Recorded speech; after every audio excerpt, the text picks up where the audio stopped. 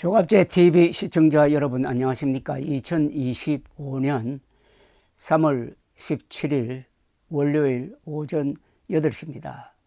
왜 한국의 보수층이 가장 반보수적인 인물로 밝혀진 윤석열을 대통령으로 뽑았느냐 하는 이 문제는 앞으로 두고 논쟁거리가 될 것이라고 생각합니다. 윤석열에게 속았느냐 아니면은 이재명 당선을 막기 위해서 보수층이 전략적 선택을 한 것이냐 하는 것도 앞으로 쟁점이 될 것이라고 생각을 합니다. 보수 진영에서 윤석열은 안 된다, 윤석열과 이재명 다 안 된다 라고 주장한 거의 최초의 인물은 정규재 전 한국경제신문 주필입니다. 2021년에 이런 주장을 줄기차게 했고 이재명도 안 되고 윤석열도 안 된다, 나는 기권하겠다는 입장을 표명을 해가지고 보수층 안에서 비판도 많이 받았지만은 윤석열에 대한 그의 입장 그리고 분석은 이제 와서 상당히 정확하다고 보고 재조명될 상황입니다. 윤석열의 문제점을, 그러니까 윤석열의 반보수적 성격과 반보수적 어떤 정체성을 가장 먼저 알아보았다는 거죠. 그런 면에서는 선지자라고 할 수 있습니다. 선지자는 고향에서 핍박받는다는 말이 있는데, 고향이라고 하면 여기서는 보수 진영이라고 볼 수 있습니다. 보수 진영에서 가장 많은 비판을 받은 정규재 전 주필이 요사이는 내 말이 맞았지 않느냐 하고 나올 만한 이유가 있습니다. 그런 가운데서 며칠 전에 자신의 페이스북에 이재명을 어떻게 볼 것이냐 하는 관점에서 아주 흥미로운 글을 썼습니다. 논쟁적 글입니다. 이 글을 소개해 드리겠습니다.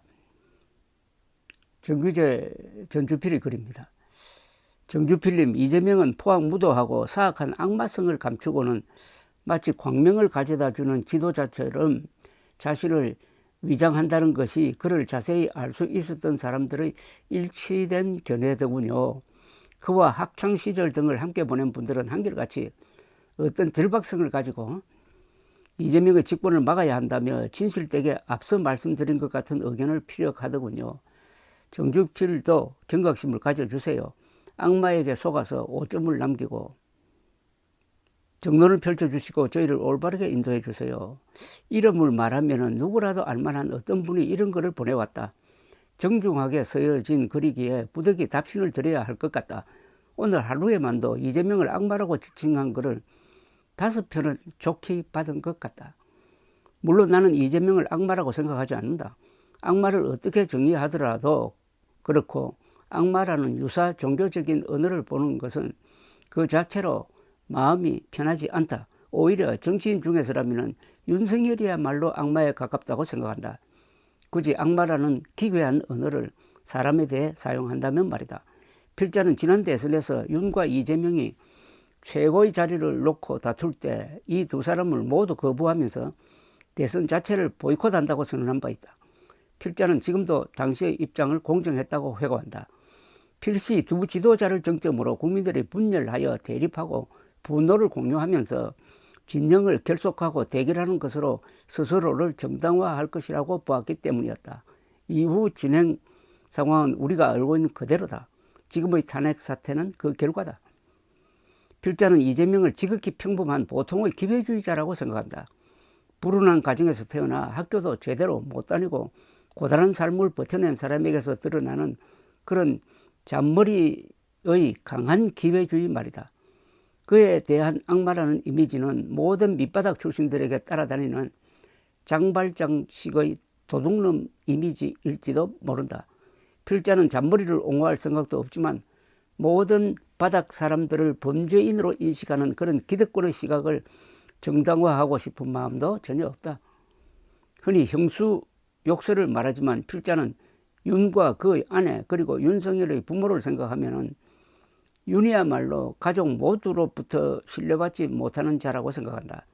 가족에게서 버림받는다는 것은 무엇을 말하는 것인가? 사법시험을 9년이나 견뎌낸 기이한 삶의 치열성을 보더라도 두 사람의 우열을 비교하기는 어려울 것이다. 반항적 성격으로 따지면 윤이 더하면 더했지 덜하지 않다.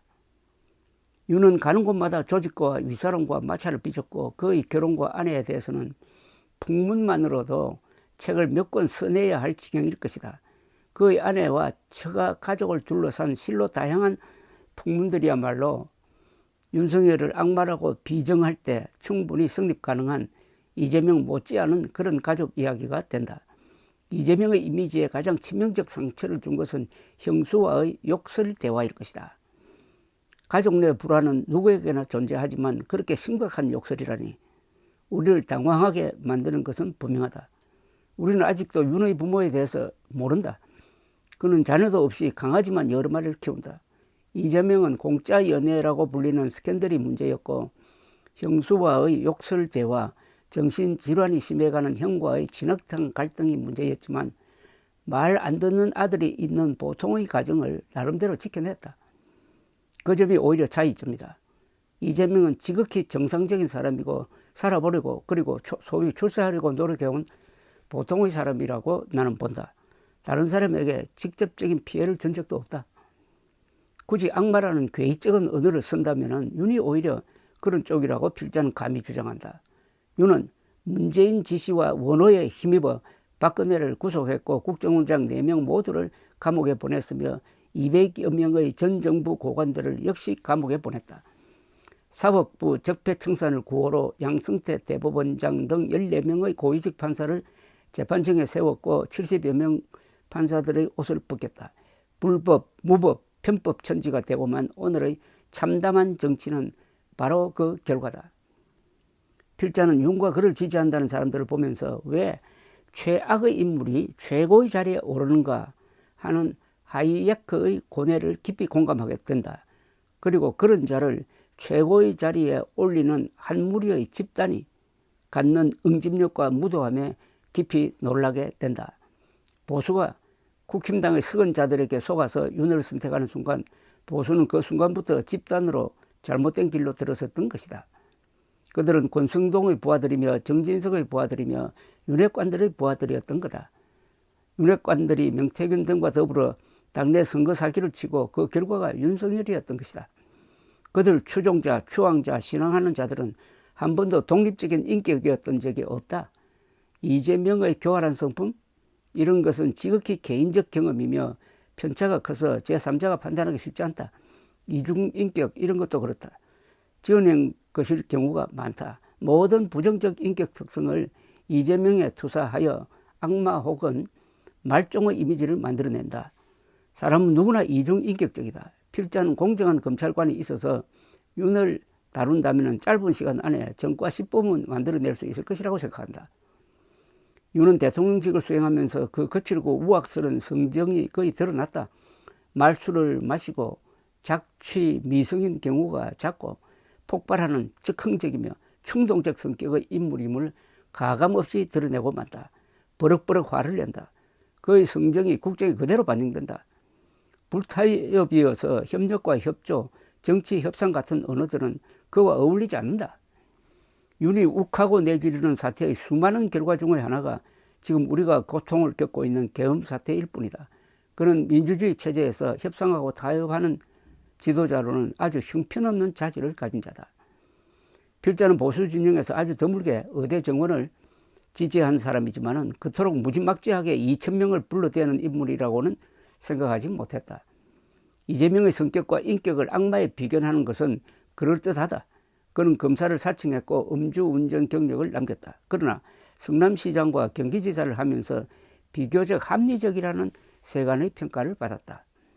대장동 사건으로 비난과 수사와 기어이 재판의 도마에까지 올라있지만 검찰은 아직 그의 부정적 치부에 대해서는 한 푼도 밝혀낸 바가 없다. 특혜를 남발한 것 같지만 여전히 그 은밀한 반대 급부를 검찰은 밝혀낸 바도 없다.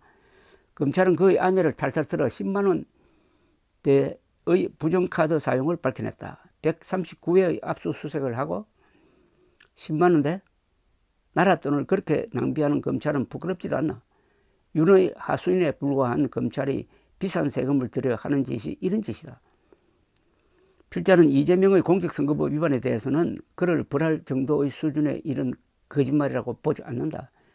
김문기를 모른다고 한 거짓말, 국토부로부터 백현동 부지 용도 변경에 대한 압력을 받았다는 거짓말, 검사 사칭 사건과 관련한 위정교사죄에 대해서도 필자는 아주 다른 견해를 갖고 있다.